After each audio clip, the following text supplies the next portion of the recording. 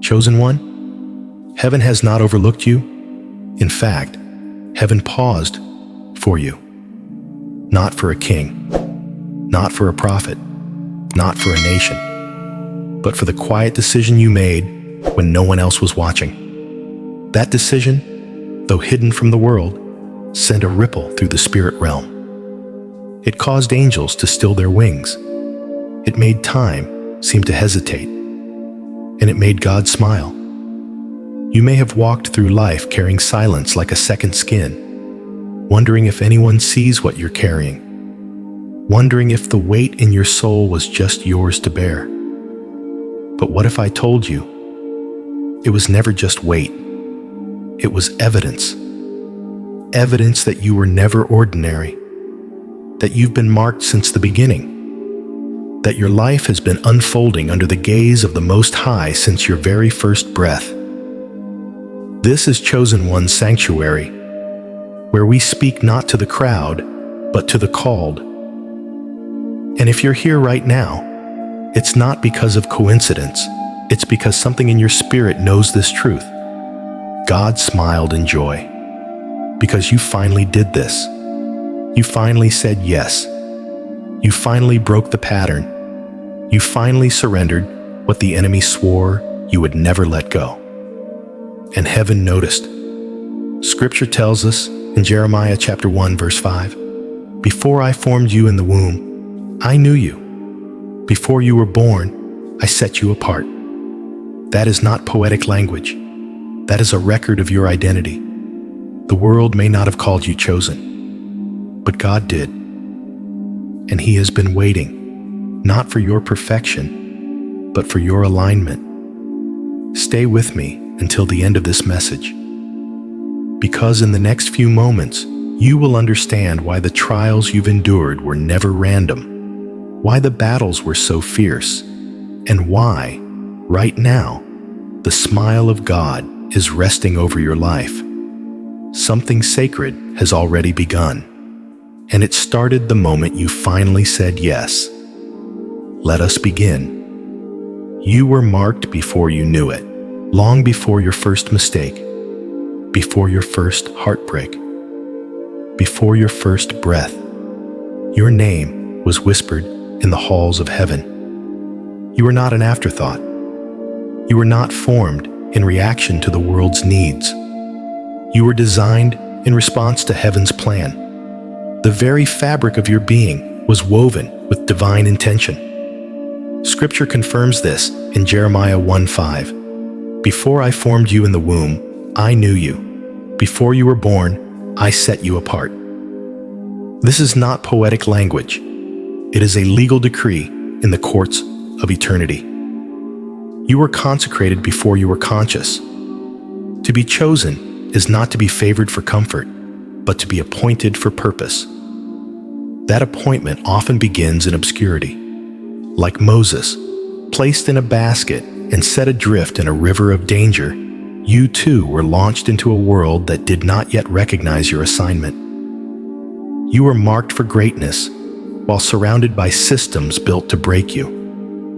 And yet, nothing could touch what God had sealed. Every detour, every delay, every year that felt lost was not deviation. It was incubation. Some of the most powerful anointings are concealed in the plainest disguises. You may have been the outcast, the overlooked, the misfit in rooms where others shined. But that was the mystery of your design. God hid you to protect you. Hidden not because you were weak, but because your strength was too dangerous to be revealed prematurely. Even your silence was sacred. Every season where you felt invisible was a veil, God shielding your destiny until the appointed hour. And now, something has shifted. Heaven has begun to unveil what it once concealed. You feel it in the tension between the life you knew and the one calling your name. This is not ambition. This is alignment. Your spirit remembers something your mind has yet to fully understand. You were marked, not because of anything you've earned, but because of what you carry. That burden you feel is not confusion. It is confirmation. So when the enemy tries to accuse you, when people try to define you by your past, when doubt tries to shrink your voice, remember this: God knew you. Not the version of you after the healing, not the polished image, not the testimony that came later. He knew the raw, broken, wandering version and said, "That one is mine." The world looks for performance. Heaven responds to promise. And the promise resting over your life did not begin today. It was forged in eternity, signed in covenant, and planted like fire in your bones. You were marked before you knew it, and that mark is why the shaking in your life has increased. Because what was hidden is being revealed, and what was whispered is about to be proclaimed. But the moment you begin to see your marking clearly, you must also understand the weight of it. Because the marking of heaven always attracts the opposition of hell. Heaven watched you break the cycle. Some battles did not start with you, but they were meant to end with you. The weight you've carried wasn't just about your own choices.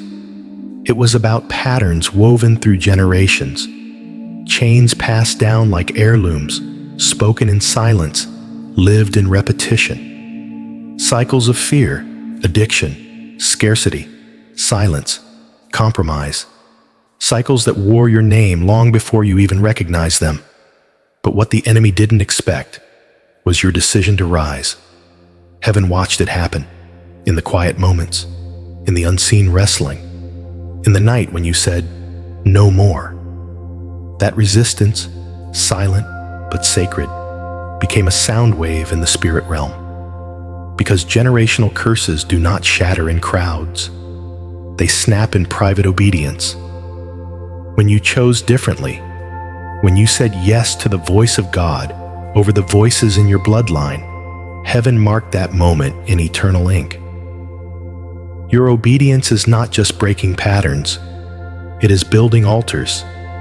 You are not simply escaping something, you are constructing something for those who will come after you. This is why the warfare has been so vicious. Because what you're breaking is not small. It is ancient, and it trembles at the sound of your awakening. Think of Abraham, who left the land of his fathers to walk into a covenant that changed the earth. Think of Ruth, who walked away from the familiar to align herself with the lineage of redemption. They weren't just survivors, they were cycle breakers, like you. Prophetically, I tell you now, your decision has shifted history. What bound others will not bind you. What silenced others will not silence your voice. The bloodline has turned. The heavens have recorded it. And the reason God smiled is because you finally did it. You broke what should have continued, and you started what generations will remember. But make no mistake, if you return to what you left behind, the cycle will seek to reestablish itself. Hell waits patiently for your hesitation. Do not flirt with familiar chains. Walk boldly into the future your obedience has unlocked. Because when you broke the cycle, you didn't just free yourself. You rewrote the script for everyone attached to your legacy. And heaven rejoices, not just because you survived, but because now they will. In this silence, pause, listen closely. The chains are gone. The path is open, but the fire has only just begun. The fire didn't burn you. It revealed you. You were thrown into flames that should have consumed you. Not once, not twice. Again and again, you found yourself in places too hot for the average soul to survive.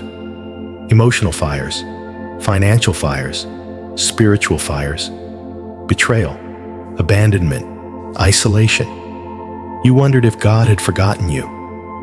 But what you didn't realize in the moment was this: He was forging you. Isaiah 43:2 declares, When you walk through the fire, you will not be burned. The flames will not set you ablaze. That is not metaphor. That is mandate. You were never meant to come out charred. You were meant to come out changed. The fire is where the counterfeit burns away.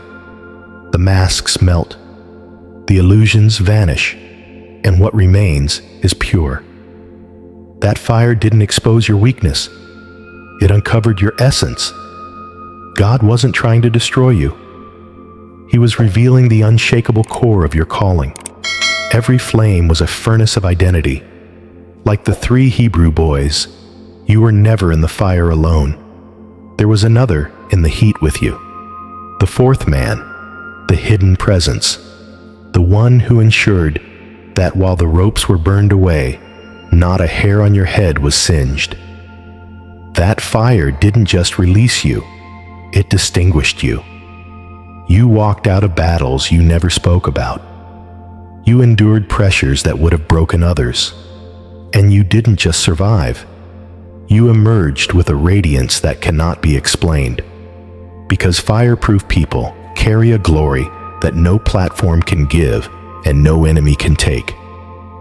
But know this: fire that reveals also refines.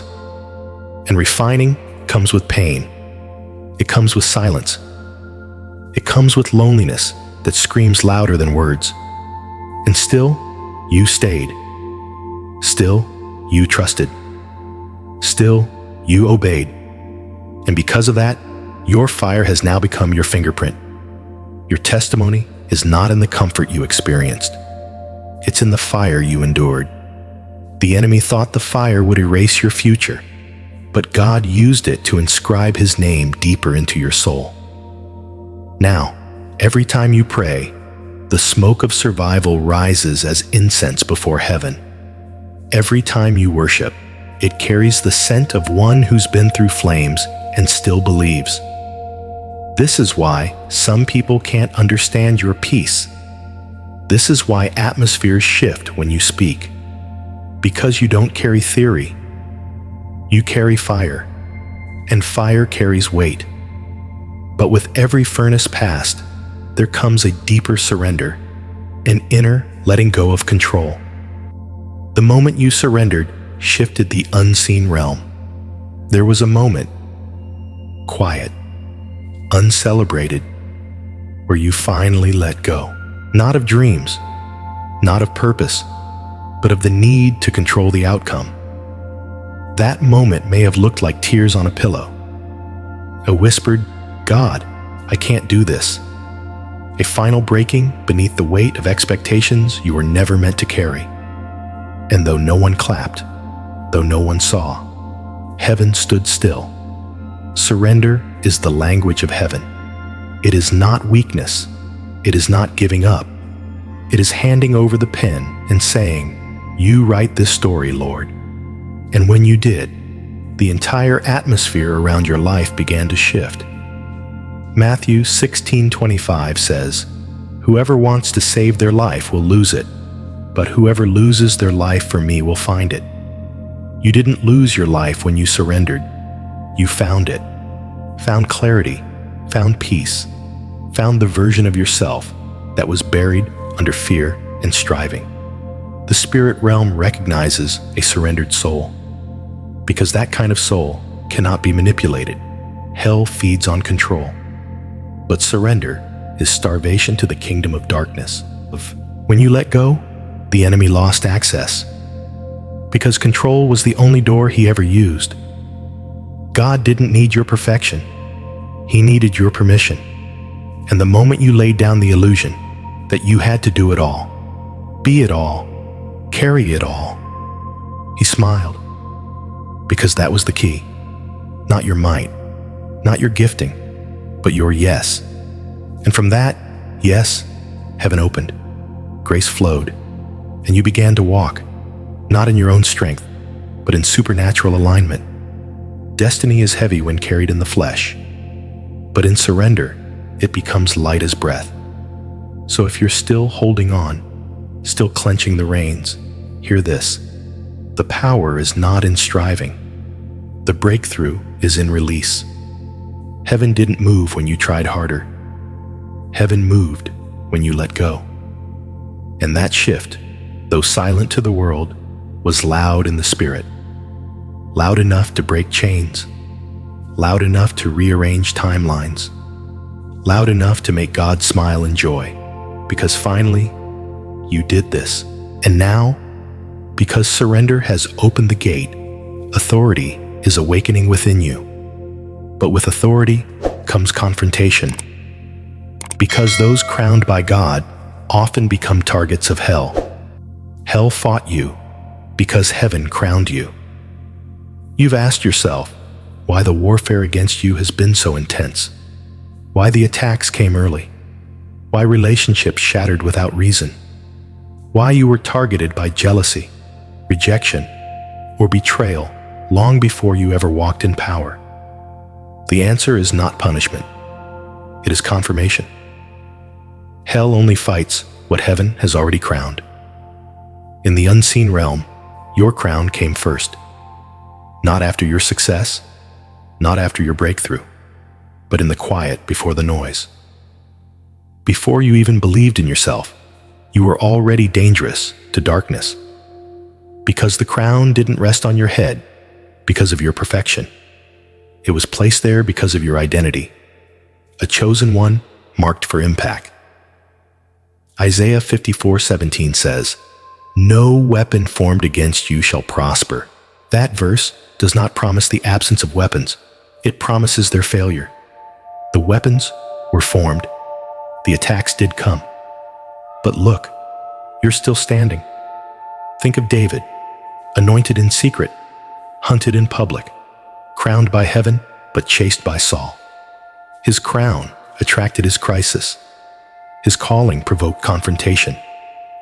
And yet, every attack only revealed more of who he was becoming. So when you feel the weight of opposition, when the enemy tries to convince you you're failing, remember this: he is panicking. Because you're beginning to see what he's seen all along. You're waking up to the authority you carry. And that awakening is dangerous. The accusations weren't random. The betrayal wasn't accidental. The delay wasn't punishment. It was pressure, designed by darkness to stop your movement. Because the enemy feared what would happen if you ever walked fully in what God placed on your life. And now you are. Prophetically, I declare, the crown that hell tried to knock off your head is being cemented by the very trials you endured. The more you were attacked, the more heaven reinforced your authority. Every lie spoken against you became a louder confirmation of your assignment. But be warned, if you forget who you are, if you shrink back, if you bow to fear, the enemy will exploit that gap. Because the only thing more dangerous than a chosen one attacked is a chosen one who forgets their authority. So hold your head high, not in pride, in purpose. You are not the same person who began this battle, and your presence now carries the weight of someone who knows who they are. The war is loud because your crown is real, and with that crown comes a new kind of commission, not just to carry authority, but to endure assignments that require fire-tested faith. You are fireproofed for greater assignments. There are doors opening now that only a tested soul can walk through. Assignments being released that require a spirit forged in heat. The mantle you carry was not made in ease. It was sealed in survival. And heaven has not forgotten how you got here. You didn't arrive through shortcuts. You arrived through fire. Fire that didn't break you. It baptized you. And now you are fireproofed. Not just resistant to trials, but refined for territory. Not just healed from wounds, but commissioned through them. Paul wrote letters from a prison cell that would shape the church for centuries. His restriction birthed revelation. His fire became the foundation of others' freedom. And so it is with you. There is a kind of authority that only comes from the ashes, and you carry it now. Not because you escaped the storm, but because you walked through it with your worship intact. But don't mistake being fireproof for being untested. It means you're ready for deeper waters, higher altars, heavier glory. And that readiness comes with responsibility. You cannot live like one who is unsure anymore. The shaking is increasing because your assignments are enlarging. Your fireproofing means God can now send you into places that terrify others, into families still chained by darkness, into regions bound by generational strongholds, into atmospheres where your mere presence will provoke deliverance. And hell knows it. That's why the pressure hasn't let up. But it's too late. The seal has been set. The flame has forged what flesh never could. You are not fragile. You are not disposable. You are prepared. But do not waste this refinement by returning to what you were called to outgrow. Fireproof doesn't mean fearless. It means faithful under fire.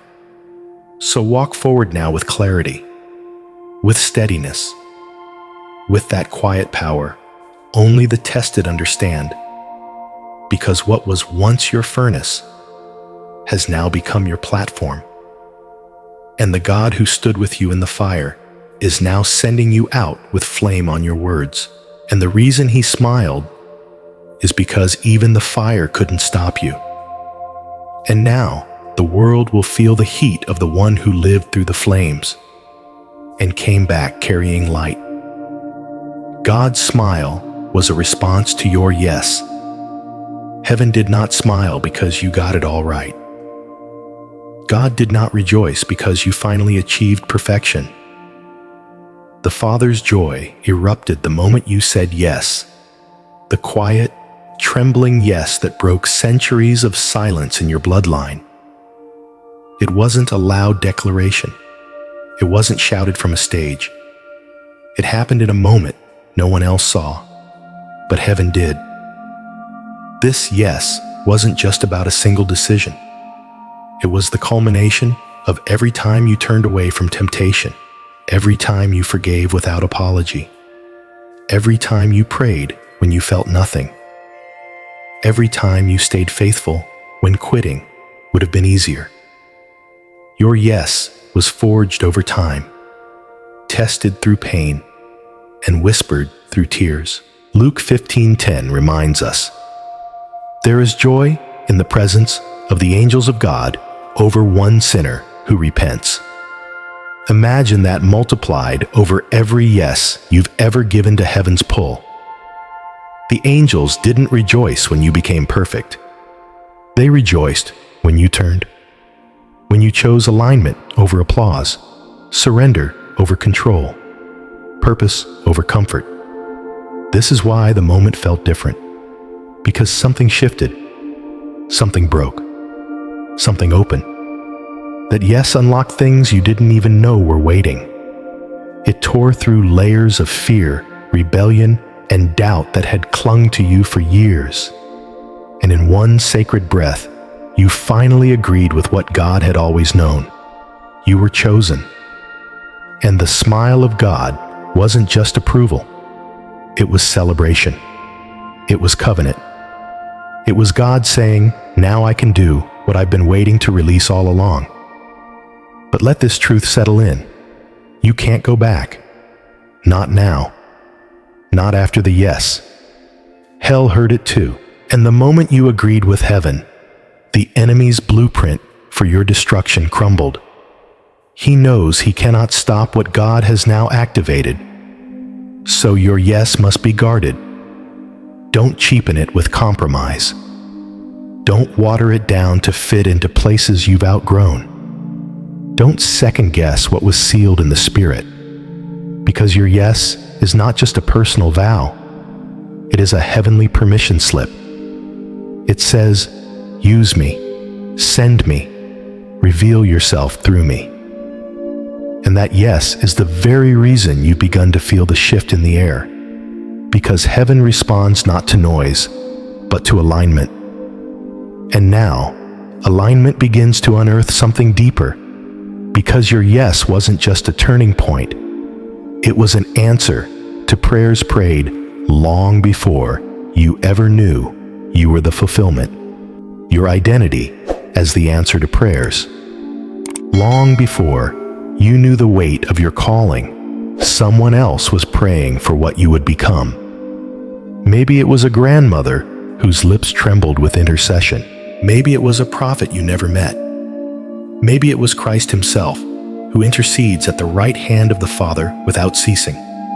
You are not random. You are not accidental.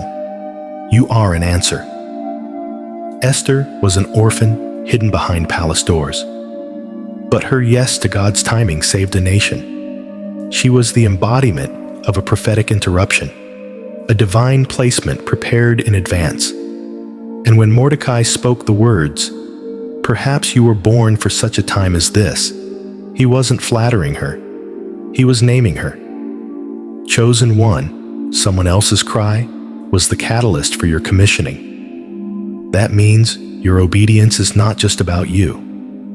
It's about the souls attached to your name, the ones who are waiting for your voice, your light, your presence, the ones who are sitting in the dark, hoping for a shift, and you are that shift. And when you doubt your importance, when you question your identity, remember this: prayers do not rise without an answer being prepared. Your life is that answer. Your story is that answer. Your healing, your resilience, your testimony, it all speaks back to the throne and says, the seed was not wasted. But if you refuse to walk in what has been released, if you remain paralyzed by fear or pride, someone else's deliverance will be delayed. You matter more than you realize. Your yes is the hinge that swings open the door for generations. So let your identity settle here. You are not just a survivor. You are a response. You are heaven's echo to earth's cry. And that cry has reached its answer, because God smiled when you finally believed it. And now, heaven begins to record every step forward, not in hopes that you succeed, but in recognition that you finally have. And those records, they matter more than you know. Heaven records what earth ignores. The world applauds noise, platforms, and performance, but heaven moves differently. Heaven leans into the quiet yes, the hidden obedience, the battles no one saw you fight. While others dismissed your faithfulness as routine or invisible, God recorded every step, every tear wiped away in silence, every temptation resisted behind closed doors. Every morning you chose to rise in prayer when your soul felt numb. None of it was wasted. None of it was unseen. 1 Corinthians 15:58 says, "Your labor in the Lord is not in vain." That is not a suggestion. It is an eternal law. Heaven keeps record not to score your righteousness, but to honor your perseverance. Not one moment of surrender goes unnoticed. Not one seed of kindness is forgotten. You are living proof that the unseen realm values what this world forgets. When you turned away from the familiar path of compromise, even though it would have been easier. When you gave with no one watching. When you loved without reward. When you stayed, when you had every reason to run. Heaven wrote it down. These moments carry weight in eternity. They build thrones, unlock mantles, and open generational gates. The mistake is believing that if earth doesn't celebrate it, it must not matter. But the truth is, some of your greatest victories have no audience but angels. And those victories shift atmospheres in ways applause never could. Because when God finds someone who will obey without needing recognition, He releases power without measure. You are that someone. You didn't just survive the battles. You walked through them with faith intact. And while others celebrated noise, heaven celebrated consistency. Your worship wasn't always loud, but it was loyal. Your obedience wasn't always dramatic, but it was deep. And because of that, the record of your life is inked in fire, not failure. But there is a consequence for forgetting this.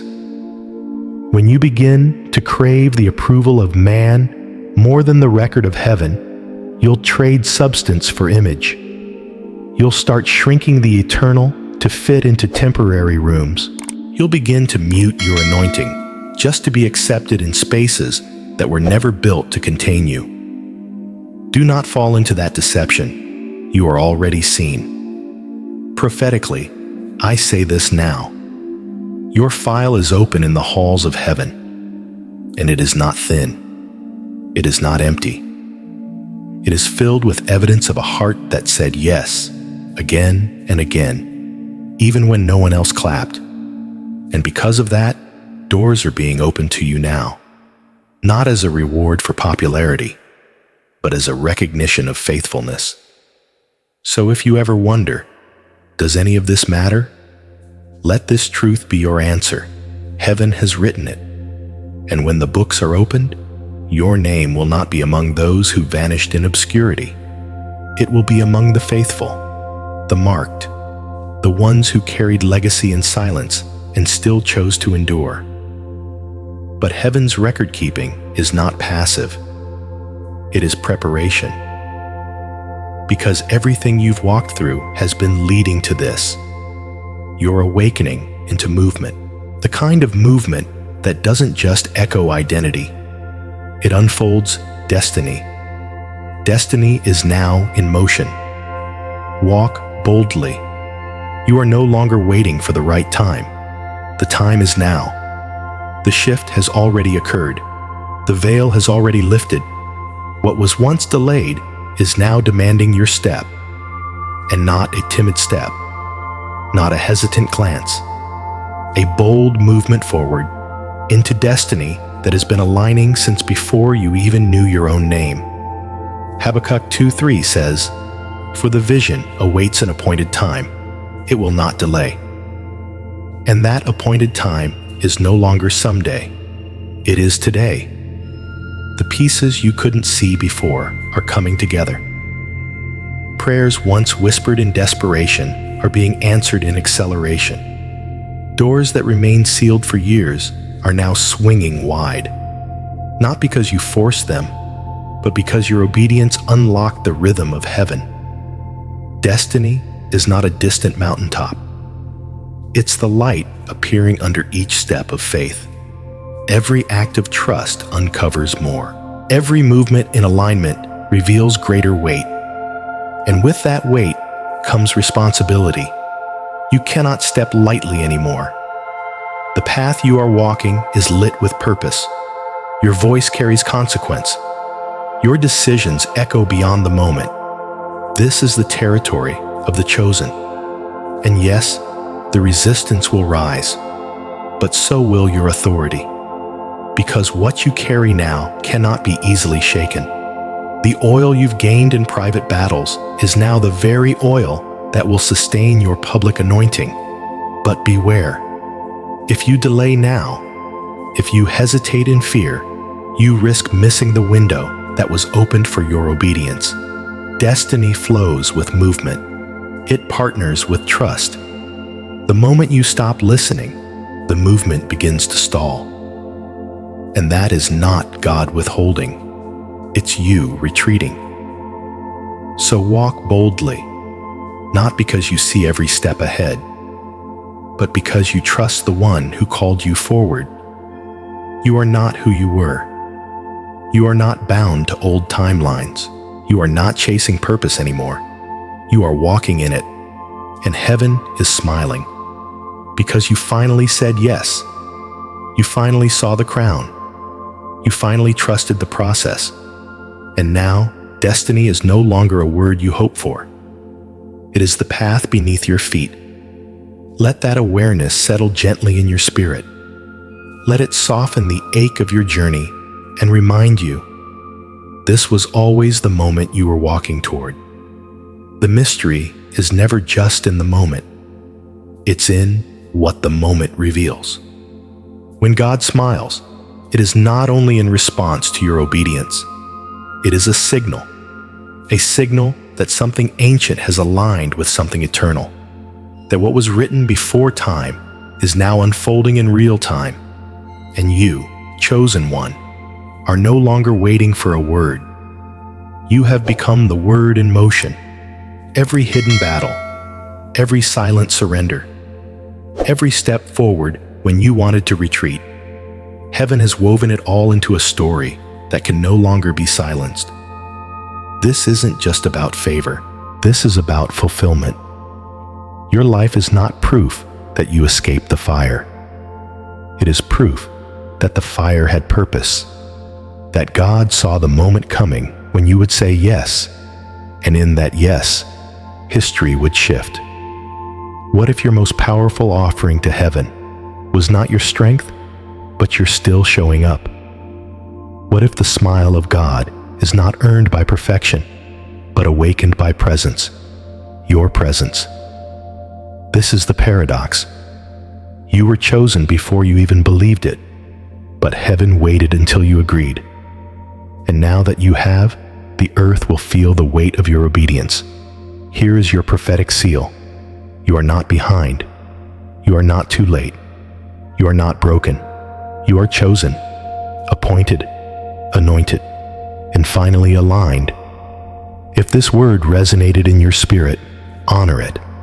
Like this message to seal what was spoken. Share it with someone else walking through fire who needs to be reminded that they too are crowned. Subscribe to stay connected to the flow of revelation being released through Chosen One's sanctuary. And we invite you, bring your voice into this space. Share your insight, your questions, or your own moments of breakthrough in the comments below. Let this be more than a message. Let it be a gathering. Because the journey of the chosen is not meant to be walked alone. You did this. You aligned. You awakened. And heaven smiled. Let that smile carry you into everything still to come.